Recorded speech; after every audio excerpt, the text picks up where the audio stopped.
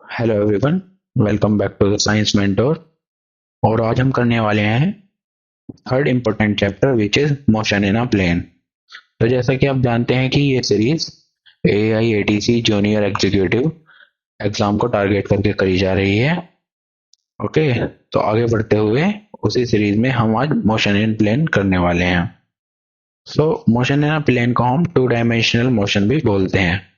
तो पिछले चैप्टर में हमने पढ़ा था कि motion in a straight line यानी one D motion. One D motion में ऑब्जेक्ट के पास सिर्फ एक ही एक्सिस पर मूव करने की फ्रीडम थी, जैसे या तो सिर्फ एक्स एक्सिस के अलोंग पॉजिटिव एक्स या नेगेटिव एक्स, या फिर वर्टिकली ग्रेविटी के अंडर प्लस वाई या माइनस वाई। लेकिन रियल वर्ल्ड में ज्यादातर मोशंस 2D होते हैं। जब एक कार कर्व टर्न लेती है, जब एक बॉलर बॉल थ्रो करता है, या जब फुटबॉल प्लेयर किक मारता है, या जब कोई प्लेन फ्लाई करता है, ये सब टू डायमेंशनल मोशन के एग्जाम्पल हैं। टू डायमेंशनल मोशन का फंडामेंटल रूल क्या है? So the two-dimensional motion is nothing but two simultaneous 1D motions happening along a two perpendicular direction independently. अगर आपको 1D मोशन की तीन इक्वेशन ऑफ मोशन आती हैं और वेक्टर की बेसिक नॉलेज है, तो 2D मोशन आपके लिए सबसे इजी चैप्टर बन जाएगा। ओके, इस डिटेल लेक्चर में हम हर एक फॉर्मूला रिवाइज करेंगे, डेराइव करेंगे, वेक्टर कंपोनेंट्स को जोड़ना और तोड़ना सीखेंगे, और कुछ प्रॉब्लम्स भी सॉल्व करेंगे। ओके, तो अपनी नोटबुक निकाल लीजिए, हेडिंग लगाइए मोशन इन प्लेन। ओके, तो स्टार्ट करते हैं। सबसे पहले करते हैं स्टार्ट पोजीशन से, पोजीशन वेक्टर से। ओके, तो जैसा कि हमने देखा कि when a particle move in a two dimension, its motion, let me take a highlighter. Okay, so when an object move in a two dimension, its motion is called two dimensional motion or motion in a plane. Okay, अब देखते हैं position vector in a plane. तो मान लीजिए हमारे पास एक x और Y axis coordinate system है। ओके, जिसमें ओरिजिन है ओ 00 पर, जहां पर हम खड़े हैं। आकाश में एक प्लेन, आसमान में एक प्लेन, एक पॉइंट पी है जिसके कोऑर्डिनेट वाई हैं। ओके, जिसके कोऑर्डिनेट एक्स और वाई हैं। सो ओरिजिन से पॉइंट पी अगर ड्रॉ किया गया, जैसे यहाँ पर इस डायग्राम में देखिए, डायरेक्टेड लाइन सेगमेंट हमारा पोजीशन वेक्टर आर कहलाता है, और जो पोजीशन ऑफ ओपी जो ये लाइन है, इस लाइन सेगमेंट को आर वेक्टर कहते हैं। ओके, तो यहाँ पे लिखा भी हुआ है जैसे कि a vector that express the position of any particle with respect to the reference point of or the origin, okay, this is called position vector. So according to the diagram, the position vector of a point P is ROP। यानी अगर हम इसे vector notation में लिखें तो r vector is equals to x i plus y j cap, जो 2D motion में है। ओके, अगर हम इसी को 3D में लिखना चाहें, 3D स्पेस में, तो are equals to x i cap plus y j cap plus Z के कैप। ओके,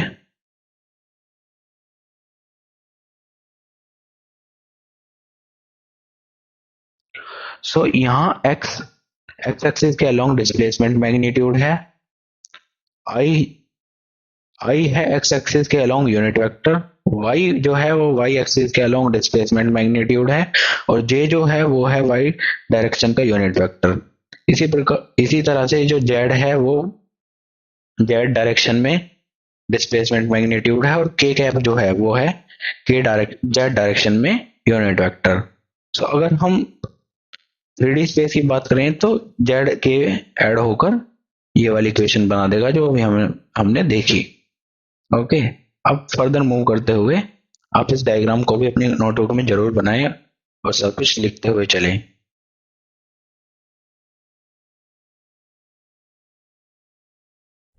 अब आते हैं डिस्प्लेसमेंट वेक्टर के। ओके, सो यहाँ पर लिखा हुआ है कि suppose a particle is displaced from the point A to B in a X Y plane, then the displacement vector of the particle is A B equals to O B minus O A. तो पहले समझते हैं कि मान लो एक particle time t1 पर point A x1 y1 पर था, और टाइम 2 पर वो मूव ऑन करके पॉइंट बी यानी x2y2 पर चला गया। ओके, तो जैसे आप यहाँ पर पॉइंट ए रहा, पॉइंट बी ये रहा। ओके, अब मान लीजिए ए के कोऑर्डिनेट x1 y1 और मान और बी के कोऑर्डिनेट x2 y2। तो जो ए का पोजीशन वेक्टर हुआ वो क्या होगा? तो ए का पोजीशन वेक्टर होगा x1i प्लस y1j। इसी तरह से जो बी का पोजीशन वेक्टर होगा वो होगा r2 is equals to x2i plus y2j। Okay, यहाँ पर दिए भी हुए हैं, ये रहे, देख सकते हैं आप। सो डिस्प्लेसमेंट वेक्टर जो डेल्टा आर होगा फाइनल पोजीशन वेक्टर का, वो इन जो डेल्टा आर होगा, जैसे यहाँ पे दिया हुआ है, डेल्टा आर जो होगा वो final position minus initial position होगा। तो हमने फाइनल फाइनल पोजीशन वेक्टर से इनिशियल पोजीशन वेक्टर को सब्ट्रैक्ट करके हमने इसको निकाल लिया। और इसी डिस्प्लेसमेंट वेक्टर का मैग्नीट्यूड भी हम निकालेंगे फर्दर। ओके, सो मैग्नीट्यूड निकालने का फॉर्मूला ये होता है अंडर रूट में del x square plus del y square. अब आगे मूव करते हैं वेलोसिटी, एक्सेलरेशन और equation of motion in 2D पर। सबसे पहले वेलोसिटी की। सो द एवरेज वेलोसिटी जो होती है वो total displacement divided by total time interval होती है, जो हमने लास्ट लेक्चर में भी देखा कि average velocity total displacement upon total time taken. Okay, ये आगे इसका फॉर्मूला डराइव किया गया है, आप देख सकते हैं इसे। So average velocity is equal to del r over del t. Del r del r को भी हमने पोजीशन वेक्टर अभी निकाला, del x i plus del y j upon del t total time, इनको सेपरेट करके लिख दिया। और जो del x over del t हुआ ये वी एक्स हो गया, मतलब एक्स एक्स एक्सिस में वेलोसिटी एवरेज वेलोसिटी, और del y over del t हुआ वाई एक्सिस की डायरेक्शन में एवरेज वेलोसिटी। अब हम इसका मैग्नीट्यूड निकालें अगर, तो v average equals magnitude of v average यानी magnitude of average velocity is equals to under root of v x square plus v y square. और डायरेक्शन निकालें तो tan theta is equals to v y upon v x.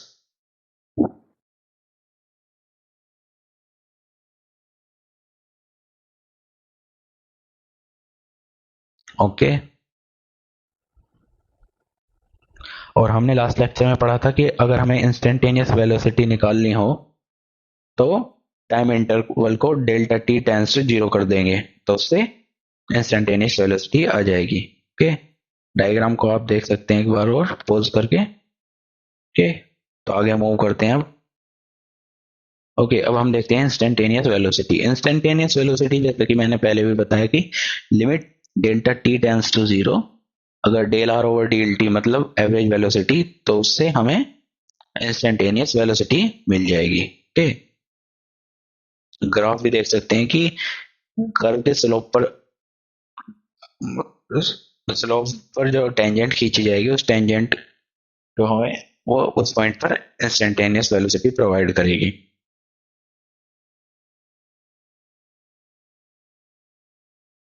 अब आते हैं acceleration पर। सबसे पहले एवरेज एक्सेलरेशन। सो सिमिलरली जैसे कि अभी देखा हमने, एवरेज जो एक्सेलरेशन होता है वो rate of change of velocity होता है। तो यहाँ पे लिखा भी हुआ है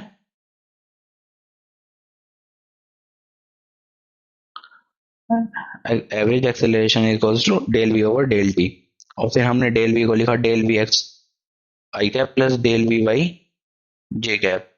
तो यहाँ पर ये जे कैप है ओवर डेल टी, उसको अलग अलग करके लिखा, सेपरेट कर दिया। फिर जो del v over del v x over del del t था उसे ए एक्स लिखा, यानी average acceleration in the x direction, और इधर average acceleration in the y direction. Okay,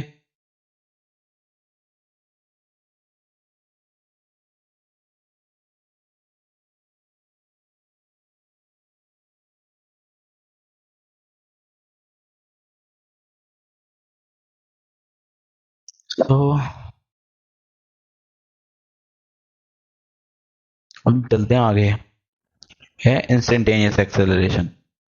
okay, so instantaneous acceleration is, जैसा कि हमने अभी पढ़ा, अगर इंस्टेंटेनियस एक्सेलरेशन निकालना हो तो ये delta t tends to zero कर दो। यहाँ पर भी इसी तरह से delta t tends to zero del v over del t. Okay, simply वही किया है इन्होंने भी। और फिर जब डेल से वो डी में कन्वर्ट हो गया, d v over d t, और d v x over d t हुआ ए एक्स, और d v y over d t हुआ ए वाई। इसी तरह से जो हमें ये मिला, ये हुआ इंस्टेंटेनियस एक्सेलरेशन। ओके, और अगर मैग्नीट्यूड निकालना हो तो ए इक्वल्स टू अंडर रूट में x square plus a Y square. Okay, यहाँ पर आप डायग्राम भी देख सकते हैं। अब यहाँ पर एनसीईआरटी से एक एग्जांपल दिया हुआ है। एग्जांपल है कि the position of a particle is given by this, where t is in second and the coefficient of the proper units of r in the meters. Find vt at of the particle and find the magnitude and direction of vt at the t equals to 1 second. Okay, so हमें r vector दिया हुआ है, तो हमें निकालना क्या है, vt। तो सबसे पहले v निकालने के लिए हम dr over dt करेंगे। Okay, so d over dt of r vector, तो यहाँ पर 3t का 3i t यहाँ से एलिमिनेट हो जाएगा। जब हम उसे डिफरेंशिएट करेंगे यहाँ पे 4t आएगा, और ये कांस्टेंट टर्म है तो ये 0 हो जाएगी। ओके, उसके बाद आता है एक्सेलरेशन। तो हमने v निकाल लिया, अब हमसे पूछा गया है at। ओके, तो एक्सेलरेशन के लिए हम a dv ओवर dt करेंगे। ओके, तो dv हमें v हमें यहाँ पर दिया हुआ है। v को जब हम डिफरेंशिएट करेंगे t के रिस्पेक्ट में, तो यहाँ से सिर्फ 4j बचेगा।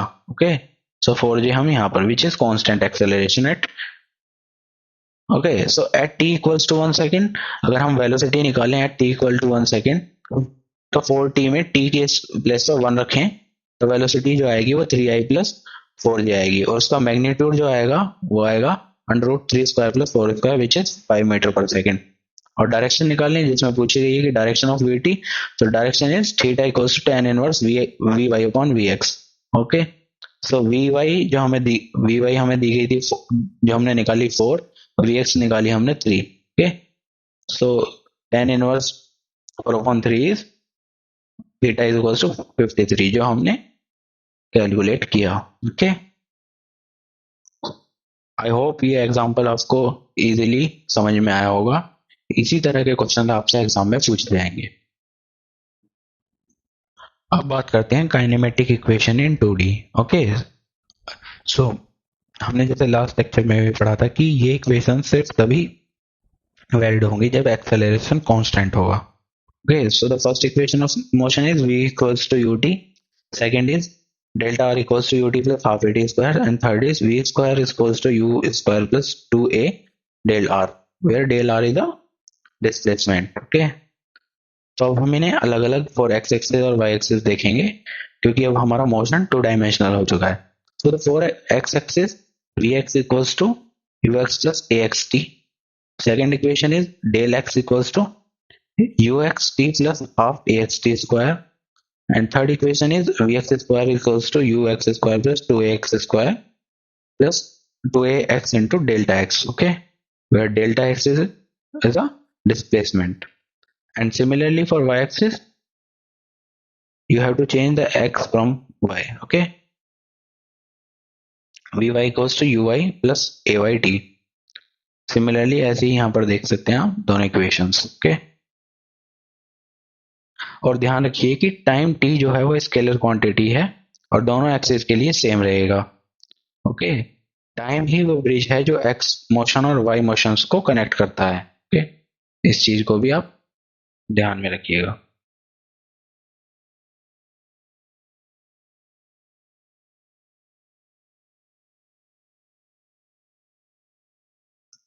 तो अब एक एनसीईआरटी का एग्जांपल आता है यहाँ पर।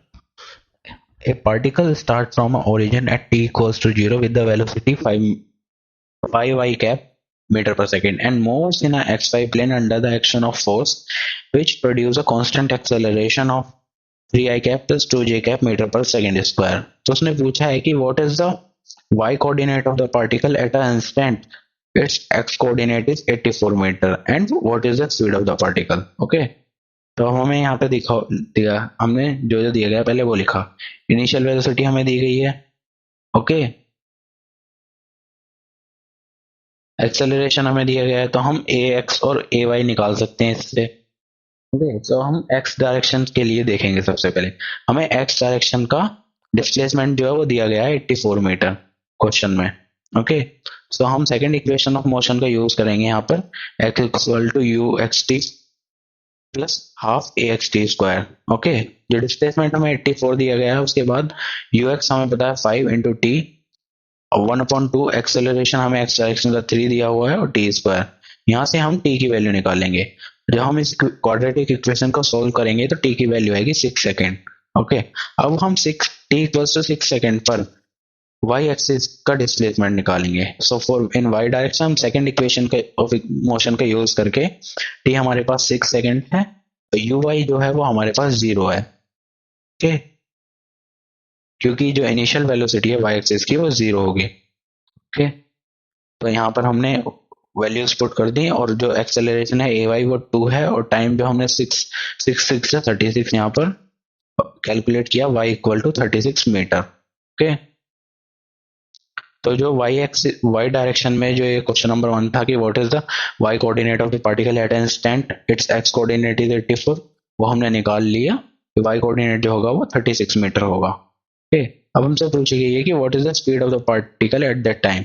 सो आफ्टर 6 सेकेंड पार्टिकल की स्पीड क्या होगी, तो उसे निकालने के लिए हमने यूज की first equation of motion, v x equal to u x plus a x t, okay. तो हमें दी हुई थी जो,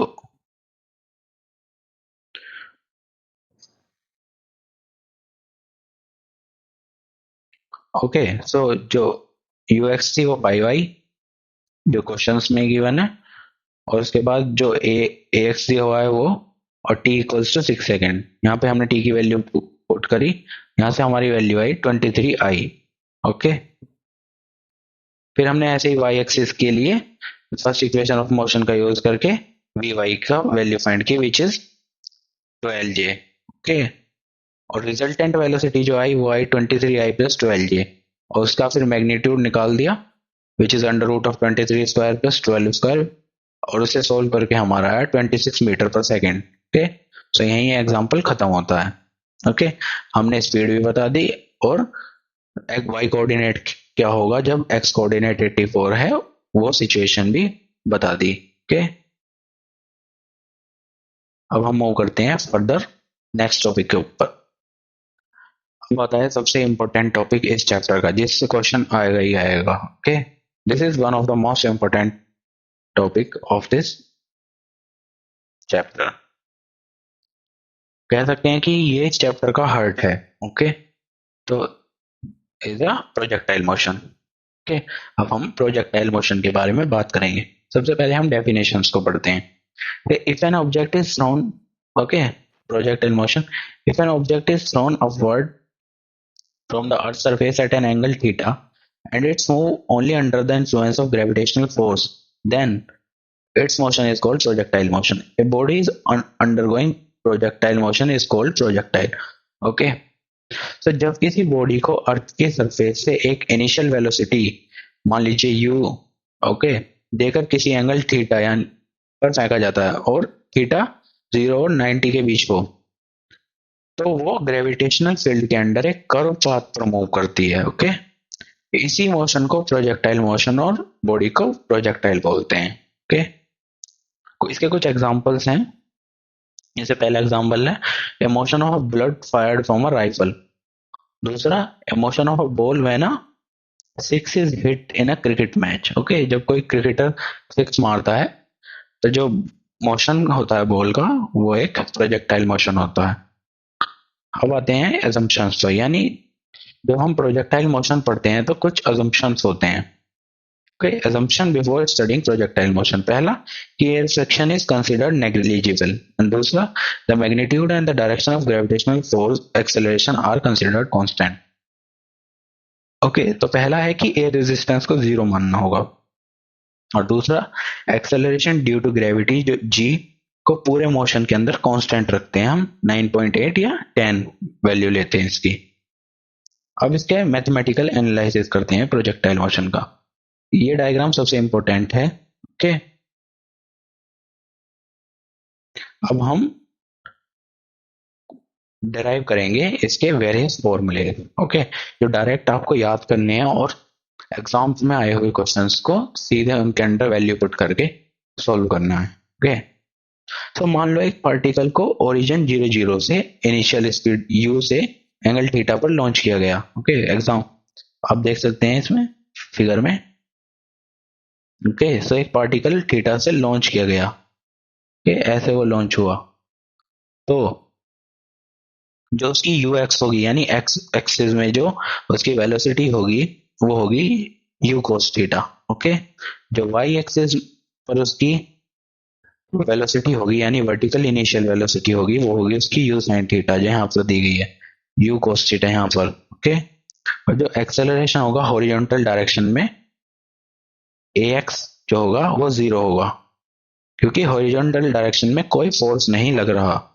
ओके, और बात करें कि वर्टिकल डायरेक्शन में इसका एक्सेलरेशन होगा वो नीचे की तरफ होगा -g। ओके, नीचे की तरफ होगा वो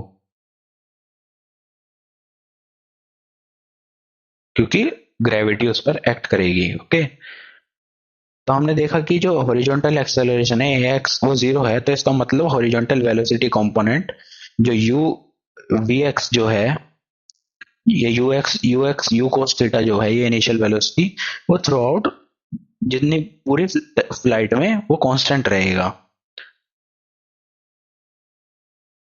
ओके, चाहे कुछ भी हो जाए, चाहे उसको उस पार्टिकल को नीचे वापस आने में सुबह से शाम हो जाए, या हाईएस्ट पॉइंट हो या कोई भी लोएस्ट पॉइंट हो। ओके, ओरिजेंटल वेलोसिटी कभी चेंज नहीं होगी, वो कांस्टेंट रहेगी। ओके, तो ये कुछ इंपॉर्टेंट ऑब्जर्वेशंस हैं पार्टिकल के। ओके, जो हमने फिगर के बेसिस पर डिराइव किए। ओके, सो इनको एक बार देख लेते हैं। सो जो इनिशियल वेलोसिटी होगी हॉरिजॉन्टल डायरेक्शन में वो होगी you cos theta I, vertical direction में यू साइन थीटा जे, और जो रिजल्टेंट होगा वो होगा you cos theta I plus u sine theta J. Acceleration की बात करें तो हॉरिजॉन्टल डायरेक्शन में एक्सेलरेशन 0 होगा, वर्टिकल डायरेक्शन में ए वाई होगा माइनस के जी जे जे कैप, रिजल्टेंट की बात करें तो माइनस के g j cap. Okay, velocity after the time t, कुछ टाइम बाद वेलोसिटी जो हो जाएगी वो क्या होगी। ओके, सो हम फर्स्ट इक्वेशन ऑफ मोशन का यूज करेंगे v x equals to u x plus a x t यहाँ पर, और ए एक्स टी जो हॉरिजॉन्टल एक्सेलरेशन है वो 0 है, तो जो वी एक्स होगी वो यू एक्स के बराबर ही होगी। ओके, वी वाई की बात करें तो ये ऑब्जर्वेशन से निकली है u sine theta minus g t j cap. Okay, और रिजल्टेंट की बात करें तो ये वर्टिकल डायरेक्शन की जो v y equals to u sine theta minus g t j cap, और रिजल्टेंट की बात करें तो v equals to u cos theta i cap plus u sine theta minus, इन दोनों को ऐड करके लिख दिया। अब जो वेलोसिटी होगी हाईएस्ट पॉइंट पर वो क्या होगी, सो वी एस तो कांस्टेंट ही रहेगी यू कोस थीटा आई, जो हाईएस्ट पॉइंट पर वेलोसिटी होगी वर्टिकल वेलोसिटी वो 0 होगी, और रिजल्टेंट जो होगा वो u cos theta i. Okay, अब फाइनल वेलोसिटी की बात करें at time t equal to capital t, तो जो हॉरिजॉन्टल वेलोसिटी है वो तो सेम ही रहेगी। बात करते हैं जो वर्टिकल वेलोसिटी है उसकी, तो माइनस के यू साइन थीटा होगी। ओके, और दोनों के रिजल्टेंट की बात करें तो you cos theta I minus you sine theta J. Okay, अब चलते हैं इनको एक एक करके जो इम्पोर्टेंट डेरिवेशन है उनको देखते हैं। जैसे कि पहला है टाइम ऑफ एसेंट यानी टाइम ऑफ फ्लाइट क्या होगा, तो सबसे पहले आती है टाइम ऑफ फ्लाइट यानी टाइम ऑफ एसेंट यानी टाइम ऑफ फ्लाइट। तो जो हाईएस्ट पॉइंट है उस पर वेलोसिटी जो होगी वो 0 होगी, जो वी वाई होगी हाईएस्ट पॉइंट पर वो 0 होगी। ओके, तो equation first equation of motion का यूज करते हैं यहाँ पर v y equals to u y plus a y t. Okay, so जो वी वाई होगी वो 0 हो जाएगी यानी जो वर्टिकल वेलोसिटी है वो 0 हो जाएगी at the highest point. Okay, so the equation is 0 equals to u y minus g t, और यहाँ से हम टी की वैल्यू निकालें तो वो आएगी यू आई ओवर जी। और जो हमने देखा वर्टिकल डायरेक्शन में जो इनिशियल वेलोसिटी थी उसकी वैल्यू थी यू साइन थीटा, तो टी की वैल्यू जो हुई वो यू साइन थीटा अपॉन जी।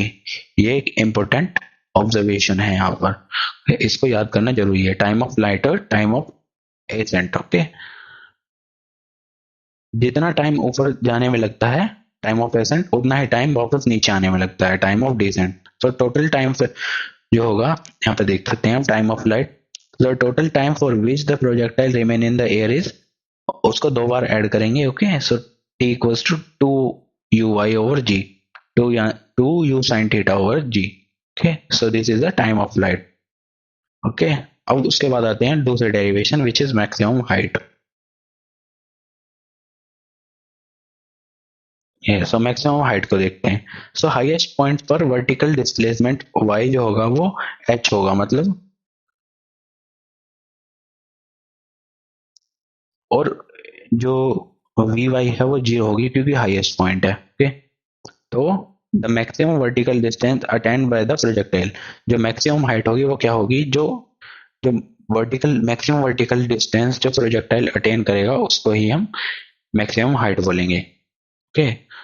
तो वो मैक्सिमम हाइट वाई डायरेक्शन में ही होगी, तो हम वाई डायरेक्शन के लिए थर्ड इक्वेशन ऑफ मोशन का यूज करेंगे, which is v y square equals to u y square plus two a y, और डिस्प्लेसमेंट ये हाइट होगी उसकी, इसको हम कैपिटल एच से डिनोट करेंगे यहाँ पर। तो एट द हाईएस्ट पॉइंट जो होगा वहां पर जो डिस्प्लेसमेंट होगा वो तो एच हो जाएगा यहाँ पर, और जो वी वाई होगी यानी vertical velocity, final vertical velocity जो होगी वो जीरो हो जाएगी यहाँ पर, ओके। तो zero equals to u y minus two g h, यहाँ से अगर हम एच की वैल्यू निकालेंगे तो वो u y square upon two g आएगी, ओके। और यू वाई की वैल्यू हमने ऑलरेडी देखी, यानी वाई डायरेक्शन में जो इनिशियल वेलोसिटी थी वो थी यू साइन थीटा, उसका स्क्वायर करेंगे तो u square sine square theta upon two g, okay. यहाँ से ये आई मैक्सिमम हाइट, ओके। इसको भी आपको याद करना बहुत ही जरूरी है, इसको जरूर याद करें। एक और इम्पोर्टेंट ऑब्जर्वेशन जो हमने मिस कर दिया है यहाँ पर कि एक्सेलरेशन जो वाई डायरेक्शन में होगा वो माइनस के जी हो जाएगा, तो यहाँ पर प्लस की जगह minus two g, okay. So this is given hair.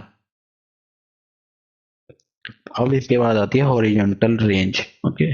सो जो टाइम ऑफ फ्लाइट में पार्टिकल ने एक्स एक्सिस के अलोंग कितना डिस्टेंस कवर किया वही रेंज कहलाती है, okay. So the horizontal distance covered during the time of flight, okay. तो वो जैसा कि हम जानते हैं कि distance equals to speed into time, वही वाला हमने यहाँ पे फॉर्मूला लगाया।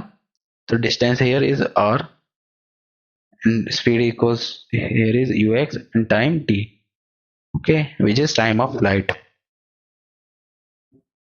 Ux is a initial velocity in the direction of in the x axis direction, okay।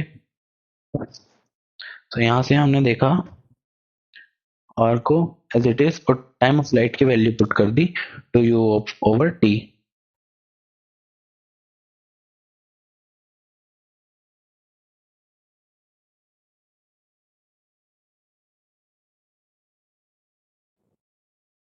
तो यहाँ पर एक मिस्टेक की गई है, टू यू वाई ओवर जी आएगा टी की जगह यहाँ पर, ओके। सो यहाँ पर जी आएगा, सो r equals to u x plus two u y over जी, यहाँ पर भी r equals to u x you y over जी आएगा, ओके। तो ये यहाँ से ये हुआ, उसके बाद r में हमने यू एक्स और यू वाई की वैल्यू पुट कर दी, विच इज यू एक्स की वैल्यू यू कोस थीटा और यू वाई की value u sine theta, okay.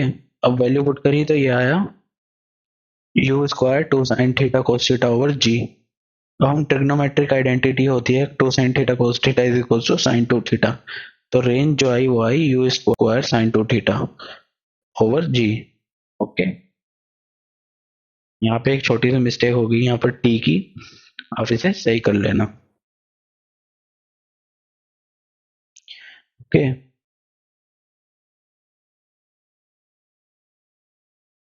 अब हम यहाँ पे देखते हैं कि रेंज की वैल्यू सबसे ज्यादा कब होगी, हॉरिजॉन्टल रेंज सबसे ज्यादा कब होगी? तो हॉरिजॉन्टल रेंज सबसे ज्यादा जब होगी जब साइन, क्योंकि साइन जो है वो -1 से 1 तक ही सीमित रहता है, तो साइन टू थीटा की वैल्यू जब 1 होगी तभी हॉरिजॉन्टल रेंज मैक्सिमम होगी। तो साइन टू थीटा 1 कब होगा? जब 90 के बराबर होगा, यानी साइन 90 के, तो 2 थीटा इज इक्वल टू 90 के इक्वल होगा और थीटा 45 डिग्री पर। ओके, देन हॉरिजॉन्टल रेंज जो है मैक्सिमम होगी जब थीटा 45 डिग्री होगा, और आर एम मैक्स की वैल्यू होगी u square upon g. Okay, this is the horizontal range in the horizontal range is maximum when theta equals to 45। अब बात करते हैं relation between r and h, यानी horizontal range and maximum height. अब बात करते हैं relation between r and h. Okay, तो हम जो आर है उसे एच से डिवाइड कर देते हैं सीधा। सो 2ux अपॉन जी और u y square upon 2g, और जब हम इसे सिंप्लीफाई करेंगे तो यहाँ पर आएगा 4ux upon 4u x upon u y, और यू एक्स और यू वाई की वैल्यू रखें पुट करेंगे तो 4u cos theta upon u sin theta. Okay, तो cos अपॉन साइन जो होता है वो होता है R R upon h equals to u, से यू कैंसिल हो जाएगा और यहाँ पर बचेगा 4 cot theta. Okay, so R upon h equals to cot theta, तो are equals to 4h cot theta यहाँ पर दिया भी हुआ है। So R max equals to, जब कोट 45 होगा तो थीटा की वैल्यू 45 रखेंगे तो 1 हो जाएगी, तो हॉरिजॉन्टल रेंज जब मैक्सिमम होगी तो फोर टाइम्स ऑफ हाइट के इक्वल होगी। Okay, so this is a special case. Okay, तो एक स्पेशल केस है जब अगर प्रोजेक्शन एंगल 45 डिग्री हो, ओके, तब आर इक्वल्स टू 4h के बराबर होता है। तो हम एक क्वेश्चन देख लेते हैं यहाँ पर प्रोजेक्टाइल मोशन का ही, कि if the initial velocity of a particle is u equals to 3i cap plus 4j cap metre per second in a projectile motion, then find out angle of projection from the ground, maximum height, horizontal range and time of flight. इन चारों को हम एक में ही देख लेंगे जिससे हमारे कंसेप्ट क्लियर हो जाएं, और इसी तरह के क्वेश्चंस आपके एग्जाम में भी पूछे जाएंगे। सबसे पहला है जो हमें दिया हुआ है, so given that equals to u equal to 3i plus 4j cap, जो हमें दिया हुआ है। उसके बाद हम अलग अलग करके लिख लेंगे u x equals to 3 metre पर सेकंड और u y equals to 4 metre पर सेकंड स्क्वायर। तो एंगल ऑफ प्रोजेक्शन निकालने के लिए सबसे पहले हम देखेंगे यू रखेंगे u cos theta equals to, जो हमें जैसे हम जानते ही हैं u cos theta equals to u x and u sine theta equal to u y. Okay, जब हम इन्हें डिवाइड करेंगे एक दूसरे से तो tan theta equals to u y over u x, ये एक इंपॉर्टेंट रिजल्ट भी है, आप सीधा याद भी कर सकते हैं। ओके, तो हम यू वाई और यू एक्स की वैल्यू रखेंगे सीधी से, तो 4/3 हमने वैल्यू रखी, तो tan थीटा इक्वल टू 4/3 और थीटा इक्वल टू 53 डिग्री। अब बात करें हॉरिजॉन्टल रेंज की, सो द हॉरिजॉन्टल रेंज का फॉर्मूला होता है वो होता है 2ux ui over g. Okay, you x you Y हमें गिवन है, जी की वैल्यू हमने 10 ली है यहाँ पर, और इजी कैलकुलेशन हम इसे सोल्व करके हॉरिजॉन्टल रेंज निकालेंगे। मैक्सिमम हाइट की बात करें तो u y square upon 2g। Okay, so यहाँ पर यू वाई हमें दिया ही हुआ है, तो 4 स्क्वायर अपॉन 2g यानी 2 × 10। ओके, यहाँ से कैलकुलेट कर देंगे हम h equals to 0.8 metre. Time of flight की बात करें तो 2u over g. Okay, 2u y over g, तो u y here is 4। Okay, so सीधा सीधा हम टाइम ऑफ फ्लाइट निकाल देंगे 0.8 सेकेंड। ओके, सो इस क्वेश्चन से हमारे कंसेप्ट क्लियर हो चुके, आई होप सबको समझ में आया होगा। तो इस लेक्चर की लेंथ अब तक 35 मिनट के करीब हो चुकी है। मैं नहीं चाहता कि लेक्चर ज़्यादा बड़े हों क्योंकि ये शॉर्ट कंटेंट लेक्चर्स हैं, तो इस क्योंकि ये चैप्टर काफ़ी बड़ा है तो आगे के जो पार्ट हैं हम दूसरे लेक्चर में कवर कर लेंगे। ओके, अभी इस लेक्चर में सिर्फ इतना ही रखते हैं। ओके, सो अगर आप AIATC JEE के लिए प्रिपेयर कर रहे हैं तो आप इस लेक्चर सीरीज को तैयार जरूर करें और इसके नोट्स बनाएं और बार बार उन्हें रिवाइज करें। आई एम श्योर यू आप फिजिक्स के 95% पार्ट इन लेक्चर सीरीज से कवर कर लेंगे। ओके, तो जैसे कि 30 क्वेश्चंस आते हैं फिजिक्स के, तो आप उनमें से लगभग 25 प्लस क्वेश्चन तो इस लेक्चर सीरीज के थ्रू अपने कंप्लीट करके जाएंगे यहीं से। ओके, तो इसे रिवाइज करते रहिए बार बार। नेक्स्ट लेक्चर में हम इक्वेशन ऑफ ट्राजेक्टरी और आगे के काफी सारे टॉपिक्स एक और लेक्चर में कवर कर लेंगे ये पूरा चैप्टर। ओके, तो तब तक के लिए कीप रिवाइज। जय हिंद। और channel, Telegram channel, WhatsApp community के लिंक आपको डिस्क्रिप्शन में मिल जाएंगे। ठीक है।